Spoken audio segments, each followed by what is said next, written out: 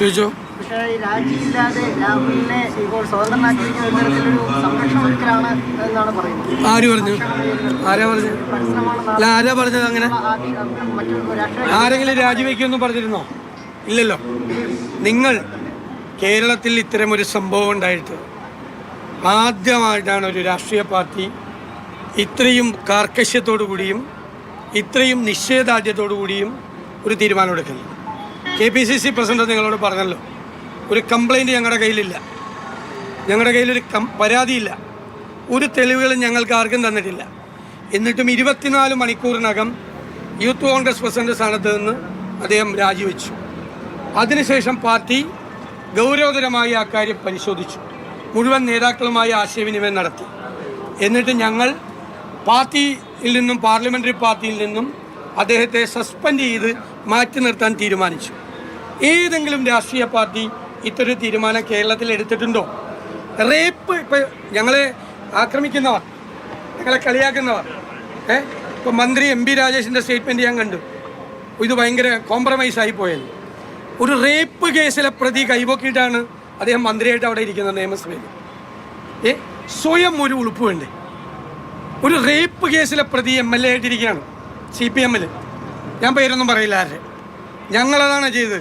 ഞങ്ങൾക്ക് വേണമെങ്കിൽ പറയാം CPM ഒരു നടപടി എടുത്തില്ല. BJP പോക്സോ കേസിലെ പ്രതി ഹൈക്കമ്മിറ്റിയിലാണ്, ഏറ്റവും മുകളിൽ. ഞങ്ങൾക്ക് അതൊക്കെ ചൂണ്ടിക്കാണിക്കാം. ആരും ഒരു നടപടി എടുത്തിട്ടില്ല. ഇഷ്ടം പോലെ പേരുടെ പേര് ഞങ്ങൾക്ക് CPM നിന്ന് തന്നെ പറയാമല്ലോ. ഞങ്ങൾ അവരാരെങ്കിലും പേര് പറയും. അവർക്കെതിരെ ഒന്നും ഒരു നടപടി എടുത്തിട്ടില്ല, ഒരു നടപടി. അതെല്ലാം പറഞ്ഞ് ഞങ്ങൾക്കും ഉഴപ്പായിരുന്നല്ലോ.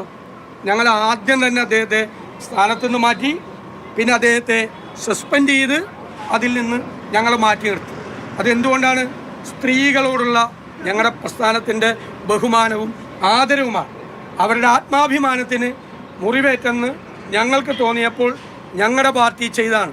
ഞാനൊരു 3 ദിവസം മുമ്പ് നിങ്ങളോട് പറഞ്ഞു, വേറെ ഒരു പാർട്ടിയിലും പോലെ അല്ല കോൺഗ്രസ് എന്ന് ഞങ്ങൾ ഈ കാര്യത്തിൽ തെളിയിക്കും, നിങ്ങളെ കൊണ്ട് പറയിക്കും എന്ന് ഞാൻ പറഞ്ഞു. വേറെ ഒരു പാർട്ടിയെ പോലെ അല്ല കോൺഗ്രസ് ഇക്കാര്യത്തിൽ തെളിവെടുത്ത്. ഞങ്ങൾക്ക് ഏറ്റവും പ്രധാനപ്പെട്ട ഒരാളെയാണ് ഞങ്ങൾ ഈ നടപടിയെടുത്തത്. ഞങ്ങൾക്ക് ഏറ്റവും അടുപ്പമുള്ള, ഏറ്റവും ബന്ധമുള്ള, പാർട്ടിയുടെ മുൻനിരയിൽ നിൽക്കുന്ന ഒരാളെ രക്ഷപ്പെടുത്താൻ ഞങ്ങൾ ഒരു ശ്രമവും ഞങ്ങൾ നടത്താതെ, ഒരു പരാതിയും ഇല്ലാതെ സ്ത്രീയുടെ അഭിമാനം കാത്തുരക്ഷിക്കാനാണ് കോൺഗ്രസ് ഈ തീരുമാനമെടുത്തത്. അത് കേരളത്തിൻ്റെ രാഷ്ട്രീയ ചരിത്രത്തിൽ അടയാളപ്പെടുത്തുക തന്നെ ചെയ്യും, ഒരു സംശയം വേണ്ട.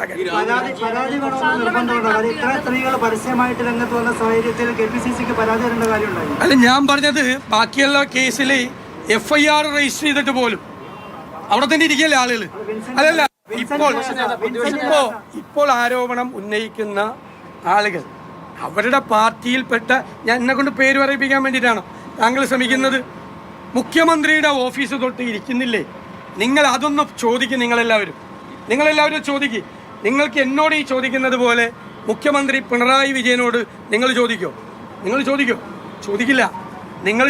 നിങ്ങൾ ആരോടും ചോദിക്കില്ല. ഇപ്പോൾ CPM-ന്റെ മഹിളാ നേതാക്കൾ എല്ലാവരും വന്ന് പറഞ്ഞല്ലോ ഇദ്ദേഹം രാജിവെക്കണമെന്ന്. അവരാരും കേൾക്കും, ഞാൻ പറയണൊക്കെ ഞാനല്ലേ സംസാരിച്ചുകൊണ്ടിരിക്കുക, എൻ്റെ പറഞ്ഞിട്ട് ചോദിക്കാം. അവരെല്ലാവരും ഈ CPM നേതാക്കൾ ഇത്രമാത്രം ആളുകൾ, ഒരാളല്ല, 2 ആളല്ല, 3 ആളല്ല, 4 ആളല്ല, അതിനേക്കാൾ കൂടുതൽ ആളുകൾ CPM-ൽ ഒരു നടപടിയെടുക്കാതെ, ഒരു നോട്ടീസ് പോലും പാർട്ടി കൊടുക്കാതെ അവരവിടെ ഇരിക്കുമ്പോൾ ഇത്രയും ധീരമായ തീരുമാനം ഒരു പാർട്ടി എടുത്തെങ്കിൽ അതാണ് കേരളത്തിലെ കോൺഗ്രസ്. അത് അടയാളപ്പെടുത്തുക.